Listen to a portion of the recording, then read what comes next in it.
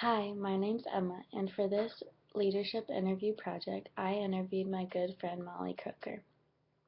She's from Grand Island, Nebraska, and did her undergrad at Wesleyan, where then she went on to get her degree in biochemistry, and then went to Des Moines and got her degree in physical therapy of sports medicine.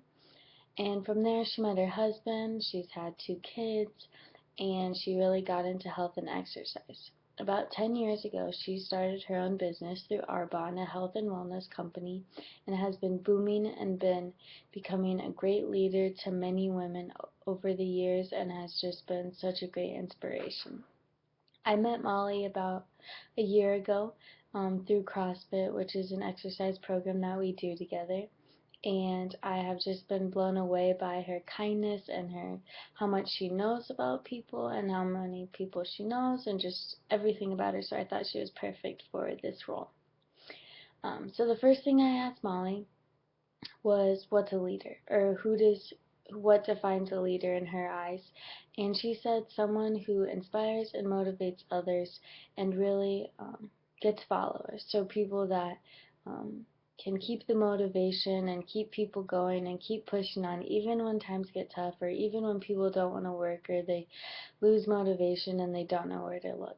And I thought that was a really good point. The next question I asked Molly was how important are interpersonal skills to being a leader? And she told me that they're extremely important.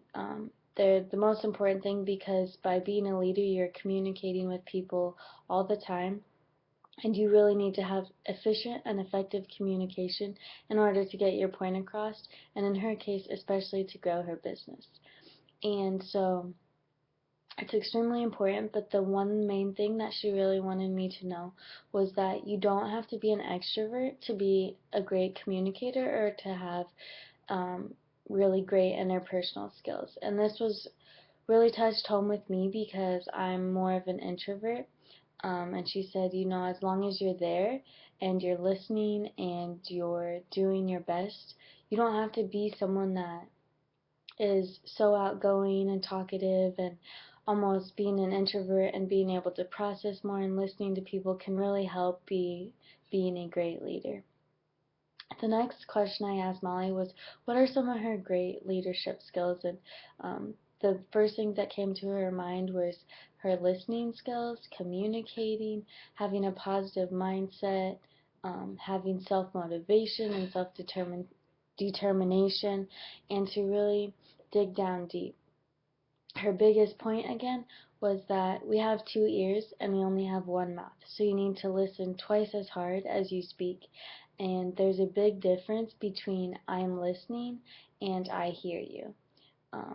So really to have active listening and to really pay attention to what people are saying is a really great tip to becoming a better leader. Some of the challenges that Molly faces as a leader is to keep that motivation, but to also keep other people motivated. So seeing the potential in others, but then them not seeing it in themselves. So being able to keep motivating people and to keep them on track, even though they might get down or they don't see their full potential. Another challenge she faces is self-criticism. So being really hard on yourself when things might not go your way or when you don't achieve something. And I can really relate to this too because I fall into this category a lot. And lastly, I asked Molly who she sees as a great leader. And the first thing she said was, of course, Jesus was the best leader there ever was. But following him, you have Mother Teresa, you have Gandhi, and they have been great leaders because not only have they inspired masses, but they've created a long-lasting legacy that has stuck around forever. And then a follow-up question I asked Molly was, um, how does she keep the motivation to keep going, or what keeps driving her and to become a better leader? And her response I thought was really awesome, in that you really have to work on personal development. So she spends more time developing herself more than her company, and sometimes you have to take a step back and say, okay, what do I need to work on to become a better leader, or what do I need to work on to then help and inspire others? I really enjoyed this interview, and I learned a lot from Molly, and um, interpersonal skills and leadership skills, and um, yeah, this was a great project. Thanks.